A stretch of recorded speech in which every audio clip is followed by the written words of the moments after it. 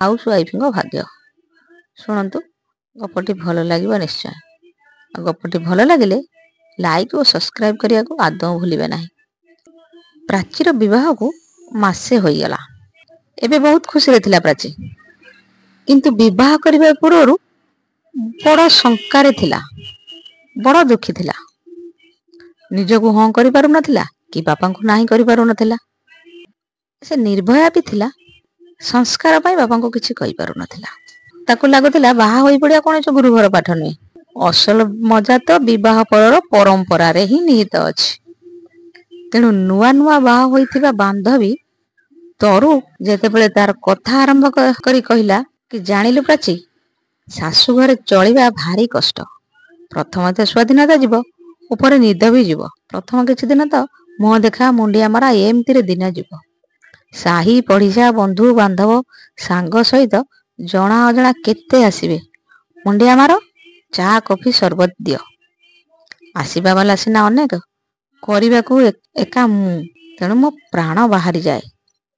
ବାପ ଘରେ ଯେତିକି ବସିକି ଖାଇଛି, ଏଠି ତ ଖାଇବା ନାଁରେ ସବୁବେଳେ ଗିଳିବାକୁ ପଡ଼େ। ବସିକି ଟିକେ ଧୀରେ ସୁସ୍ଥେ ଖାଇବାର ଭାଗ୍ୟ 5 ମାସରେ ଥରେ ଅଧେ ବି ମୋର ହୋଇନି। ବାପ ଘରେ ଯେତିକି ଖରାବେଳେ ଦେଖିଚିଲୋ ମା, ଏଠି କାମ ସାରି ଅଣ୍ଟା ସିଧା କରିବା ବେଳକୁ ଅପରାହ୍ନ 4ଟା। ପୁଣି ଅଣ୍ଟା ପୁରା ସିଧା ବି ହୋଇନଥିବ ସଞ୍ଜ ସଳିତା କର। ସଞ୍ଜ ସଳିତା ପାଇଁ ବି ପର୍ଯ୍ୟାପ୍ତ ସମୟ ନାହିଁ। ଠାକୁରଙ୍କ ସାମ୍ନାରେ ବସିକି କଣ ମନ କଥା କହିବୁ ଟିକେ? କେମିତି ଜଲ୍ଦି ଠାକୁର କାମ ସାରିଲେ ଆଇ ଶାଶୁ 8ଟା ବେଳକୁ ଜନ୍ତା ରୁଟି ସନ୍ତୁଳା ଖାଇବେ, ତାକୁ କରିବାକୁ ପଡ଼ିବ। ସନ୍ତୁଳା ହେଲେ ସମସ୍ତେ ଖାଇଦିଅନ୍ତେ।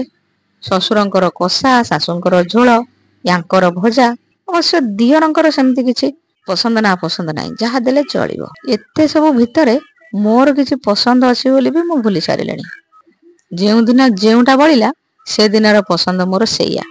ଏତେ ସବୁ କଥା ତରୁଠାରୁ ଶୁଣିବା ପରେ ପ୍ରାଚୀ ଅନୁଚ୍ଚ ସ୍ୱରରେ କହିଲା, ଏତେ କଥା କହିଲୁ, କାହିଁ ୟା ଭିତରେ ରୋମାନ୍ସ ତ କାହିଁ ଟିକେ ନାହିଁ?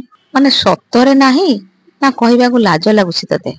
ତରୁ କହିଲା, ଲାଜ ଲାଗିଲା ପରି କିଛି ନାହିଁ। ସବୁ ସ୍ୱାମୀ ସ୍ତ୍ରୀଙ୍କର ଯେମିତି ସମ୍ପର୍କ ଥାଏ, ଆମର ବି ଠିକ ସେମିତି ସମ୍ପର୍କ ଅଛି। ହଁ, ନୂଆ ବାହା ହେଇଛୁ ତ ଟିକେ ରୋମାନ୍ସ ଅଛି, କିନ୍ତୁ ସେ ସିନେମା ପରି ସ୍ୱାମୀଙ୍କୁ ଦେଖିଲେ ପ୍ରେମର ଅନୁଭବରେ କେଶ ଉଡ଼ିବା କିମ୍ବା ଅଣଓସାରିଆ ରୋଷେଇ ଘରେ ସ୍ୱାମୀ ପାଣି ପିଇବା ପାଇଁ ଆସି ତାଙ୍କ ଦେହରେ ଦେହ ବାଜିଗଲେ କିଛି କିଛି ହେବା, ସେମିତି ସିନେମା ପରି କିଛି ବି ହୁଏ ନା। ମୋର ତ ହେଉନି। ହଁ, ଆହୁରି ଘରର ଅନ୍ୟ ସଦସ୍ୟ ଥିଲେ ଖରାପ ଲାଗେ।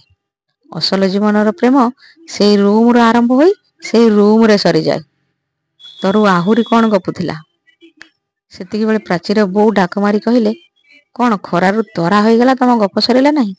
କଣ ଏତେ ଗପୁଛ? ପ୍ରାଚୀ ତରୁଠାରୁ ତାର ସବୁ କଥା ଶୁଣି ଡରି ଯାଇଥିଲା। ନରମ ଗଳାରେ ଧୀରେ କହିଲା, ହଉ ତରୁ, ମୁଁ ଫୋନ ରଖୁଛି। କେତେ କଣ ଭାବି ଚାଲିଥିଲା ପ୍ରାଚୀ। ବିବାହ କରିବାକୁ ମନା କରୁଥିଲା, ଏବେ ତ ତାକୁ ଡର ବି ଲାଗିଲାଣି। ବଡ଼ ବିଚିତ୍ର ଅବସ୍ଥା ତାର। ଆଉ 3 ଦିନ ବାକି ଅଛି ବିବାହକୁ। ପ୍ରାଚୀ ତା ବୋଉ ପାଖକୁ ଯାଇ କହିଲା, ବୋଉ, ମୁଁ ବାହା ନହେଲେ କଣ ହେବନି? ତା ବୋଉ କହିଲେ, ହଁ ହେବ, କିନ୍ତୁ ତୁ ଏ କଥା ଆଗରୁ କହିବାର ଥିଲା ନା। ଆଉ ଏବେ ତ ସବୁ ସରିଗଲାଣି। ଏତେ ଟଙ୍କା ଖର୍ଚ୍ଚ ହୋଇସାରିବା ପରେ ଆଉ କଣ କିଛି କରିହେବ? ଏହା କହି ପ୍ରାଚୀକୁ ଚାହିଁ ହସି ଦେଇ ଚାଲିଗଲେ। ପ୍ରାଚୀ ଏବେ ଭାବିଲା, ଓଃ, ସେ କଣ କରିଲା? ଆଗରୁ ନ କହି ବୋଉ ଆଗରେ। ତାକୁ ସ୍ଥିରତା ଦେଇ ସାରା ସଂସାର ଚଳଚଞ୍ଚଳ।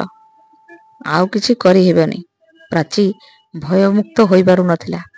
ତା ବୋଉ ପାଖକୁ ଯାଇ କହିଲା, ବୋଉ, ଟିକେ ଶୁଣ ନା। ତା ବୋଉ କହିଲେ, ହଁ କହୁନୁ, କଣ କହିବୁ? ମୁଁ କଣ ବସିକି ତୋ କଥା ଶୁଣିପାରିବି? ମୋ ଝିଅର ବା ଦିନେ ଛାଡ଼ି ବାହାଘର। ମତେ କେତେ କାମ କରିବାକୁ ଅଛି। ପ୍ରାଚୀ ଭିତରୁ ଏତେ ପ୍ରଭାବିତ ହୋଇଯାଇଥିଲା ତରୁ କଥାରେ ଯେ ଅନ୍ୟ କିଛି ବୁଝିପାରୁନଥିଲା। କହିଲା, ହଉ ତୁ ନହେଲେ ଯା। ହସ କଥାରେ ବି ସେ ହସୁନଥିଲା।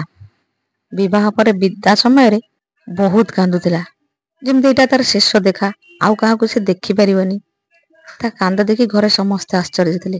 ଏତେ ଅଧୈର୍ଯ୍ୟ ହୋଇ କଣ କାନ୍ଦୁଛି? ଖୋଦ ପ୍ରାଚୀ ବି ଆଶ୍ଚର୍ଯ୍ୟ ଥିଲା, କିନ୍ତୁ ନିଜକୁ ନିଜେ ବୁଝି ପାରୁନଥିଲା। ଗାଡ଼ି ଭିତରେ କେତେ ଲୁହ ଗଦା କରିଲାଣି, କିନ୍ତୁ ସିଦ୍ଧାନ୍ତ ଯାଚି ଯାଚି ଥକିଗଲାଣି। ତା ପାଖରୁ ରୁମାଲ ନେଉନାହିଁ। ଏହି ଲୋକଟି ଯୋଗୁଁ ତାକୁ ଘର ଛାଡ଼ିବାକୁ ପଡ଼ିଲା। ପୁଣି ତାରି ପାଖରୁ ରୁମାଲ ନେବ, ଜମା ନୁହେଁ। ଏମିତି ରାଗ ପ୍ରାଚୀର ଯେମିତି ସିଦ୍ଧାନ୍ତକୁ କଞ୍ଚା ଖାଇଦେବ। ଶାଶୁ ଘରେ ପହଞ୍ଚିଗଲା। ବିନା ପାଠରେ ଦଶମ ପରୀକ୍ଷା ଦେବାର ଭୟ ତାକୁ ଘାରିଛି। କେଜାଣି ତାକୁ କଣ କରିବାକୁ ପଡ଼ିବ। ସବୁ ପରମ୍ପରା ତାକୁ ପାଳିବାକୁ ପଡ଼ିବ। ଅବଶ୍ୟ ବନ୍ଦାବନ୍ଦି ସରିବା ପରେ ବିବାହିତ ନଣନ୍ଦ ଧରି ନେଇ ରୁମ୍ ଭିତରେ ପୁରେଇ ଦେଇ କହିଲେ, ଟିକେ ବିଶ୍ରାମ ନେ। କାଲି ଭଲରେ ଖିଆପିଆ କରିନଥିବୁ, ଲେମ୍ବୁ ସରବତ ଆଗ ଟିକେ ପିଇଦେ, ତାପରେ ଅଲଗା କିଛି ଦେଖିବା। ମୁଣ୍ଡ ହଲେଇ ହଁ କରି ପ୍ରାଚୀ ବସିଗଲା। ଅଧଘଣ୍ଟା ପରେ ତା ନଣନ୍ଦ ଖାଇବା ଧରି ଆସି ଦେଖେ ତ ପ୍ରାଚୀ ଶୋଇଯାଇଛି। ଅଳ୍ପ ହସି ପ୍ରାଚୀକୁ ଉଠାଇ ଖାଇବାକୁ ଦେଇ କହିଲେ, ଖାଇଦେ ଆଗ, ସେଇଟା ବାଥରୁମ୍ ଧୁଆ ଧୁଇ ହେଇ ଲୁଗା ବଦଳି ଶୋଇବୁ। ଶୋଇ ପଡ଼ିଥିଲା ବୋଲି ତାକୁ ଖରାପ ଲାଗୁଥିଲା। ତାର ଏମିତି ଦ୍ୱନ୍ଦାତ୍ମକ ଅବସ୍ଥା ଦେଖି ସିଦ୍ଧାନ୍ତ କହିଲେ, ଏତେ ବି କଣ ଘଟଣା ଚାରି ପାଖରେ ଘୁରୁଛ? ନିଦ ହୋଇଗଲା ତ ହୋଇଗଲା, ଯାଅ ଆଗକୁ ବଢ, କହିକି ଚାଲିଗଲେ ସେ ରୁମରୁ। ତରୁ ଯେଉଁ ଶାଶୁଘର କଥା କହୁଥିଲା, ଏ ଶାଶୁଘର ସେମିତି କାହିଁ ଲାଗୁନି ତ। ତା ଶାଶୁଘର ବୋଧେ ସେମିତି। ତଥାପି ଆଗକୁ ଦେଖେ କାଳେ ନୂଆ ନୂଆ ତ, ଅସଲ ରୂପ ଦେଖେଇବାକୁ ସମୟ ଲାଗୁଥିବ। ସମ୍ପୂର୍ଣ୍ଣ ନୂଆ ଜୀବନ ଏବେ ପ୍ରାଚୀର। ଏପଟେ କୋଶଳା ଶାଗ ଭଜା ହେବାର ପରମ୍ପରାଟା ଆଧୁନିକ ଯୁଗରେ ବି ତା ଜାଗା ଛାଡୁନି। କିଛି ରୋଷେଇ ଆସେନା ସେ କଥା ନୁହେଁ, ବା ସେ ପାରମ୍ପରିକ ରୋଷେଇ ଆସେନି। ଚିକେନ, ମଟନ, ପନିର, ଆହୁରି ଅନେକ ପ୍ରକାର ରୋଷେଇ ତାକୁ କରିଆସେ। କିନ୍ତୁ ଏ ଦେଶୀ ରୋଷେଇ ସେ ଶିଖିନି। ଶାଗକୁ ଚାହିଁ ମୁହଁ ଶୁଖେଇ ଠିଆ ହୋଇ ଭାବୁଛି, ତୋରୁ କଣ କହୁଥିଲା, ଏ ହାଉସ ୱାଇଫ ପଦବୀଟା ତମ ଭିତରେ ତମ ନିଶ୍ୱାସ ବ୍ୟତୀତ ଅନ୍ୟ କିଛି ବି ନିଜର କରି ରଖେନା। ପ୍ରାଚୀର ବୋଧହୁଏ ଜଏନିଂ ତାରିଖ ଆଜି। ଏହାପରେ ତାକୁ ବି ଅଣନିଶ୍ୱାସ ହୋଇ ଖଟିବାକୁ ପଡ଼ିବ। ସେହି ସମୟରେ ସିଦ୍ଧାନ୍ତ ରୋଷେଇ ଘରକୁ ଆସି କହିଲେ, କଣ ଶାଗ କରି ଆସେନି କି? ଲୁହ ଭର୍ତ୍ତି ଆଖିରେ କେବଳ ସିଦ୍ଧାନ୍ତକୁ ଚାହିଁ ରହିଲା। ସିଦ୍ଧାନ୍ତ ପାଖକୁ ଆସି ଲୁହ ପୋଛି ଦେଇ କହିଲେ, ଆରେ ଏ କଣ ଗୋଟିଏ ସମସ୍ୟା ଯେ ତମେ କାନ୍ଦି ପକଉଛ? ଦେଖ ମୁଁ କରୁଛି। ରୁମ୍ ଭିତରୁ ତମ ବିଷଣ୍ଣ ଚେହେରା ଦେଖିକି ମତେ ଲାଗୁଥିଲା ତମକୁ ଶାଗ ଭାଜି ଆସେନି। ଆମ ଘରେ ତ ଆଜି ଯାଇ ବୋଉକୁ ଶାଗ ଆସିଲାନି, ବାପା ସବୁବେଳେ ଶାଗ କରନ୍ତି। ବ୍ୟସ୍ତ ହୁଏ ନା, ତମକୁ ଯାହା ଯାହା ରାନ୍ଧି ଆସେ, ମତେ ତାହା ତାହା ଖାଇ ଆସେ, ଶାଗ ନହେଲେ ନାହିଁ। ଶାଗ କରିସାରିବା ପରେ ସିଦ୍ଧାନ୍ତ କହିଲେ, ଏବେ ତ ରୋଷେଇ ଘରୁ ଚାଲ। ଏବେ ଏବେ ଆସିଛ, ଏତେ ସମୟ ଯଦି ରୋଷେଇ କାମରେ ଦେବ, ତେବେ ମୋ ପାଇଁ ସମୟ କେଉଁଠୁ ଆଣିବ? ତମେ ମତେ ବାହା ହୋଇ ହାଉସ ୱାଇଫ ହୋଇଛ, ଭାବନା କି ହାଉସକୁ ବାହା ହୋଇ ହାଉସ ୱାଇଫ ହୋଇଛ। ଘର ପାଇଁ ଘରର ହୋଇ ସବୁ କରିବ। ମୋର ତ ବାପା ସିନେମା ରୋମାନ୍ସ ଦରକାର। ତା ନଣନ୍ଦ ଆସି କହିଲେ, ସିଦ୍ଧାନ୍ତ, ତତେ ମୁଁ କହିଲି କି ପ୍ରାଚୀକୁ ଶାଗ ଆସୁନଥିବ ତୁ କହିଦେଇ ଆସେ, ସେପଟେ ମୋ ଶାଶୁଘର ଲୋକ ବସିଛନ୍ତି, ତୁ ଏଠି ସିନେମା ରୋମାନ୍ସ କରୁଛୁ ନା?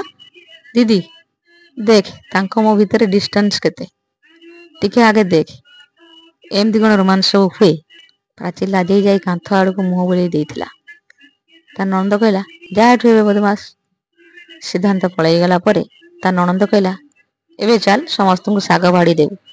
ପ୍ରାଚୀ ଶାଗ ନେଇ ବାଢ଼ିଲା। ସମସ୍ତେ ଖାଇବା ପରେ ପ୍ରାଚୀ ନଣନ୍ଦଙ୍କ ଶାଶୁ କହିଲେ, ବୁଝିଲେ ସମୁଦୁଣୀ, ତମକୁ ଶାଗ ଭାଜି ଆସିଲା ନାହିଁ କି ତମେ ଯେଉଁ ବୋହୂ ଆଣିଲ ତାକୁ ବି ଶାଗ ଭାଜି ଆସିଲା ନାହିଁ।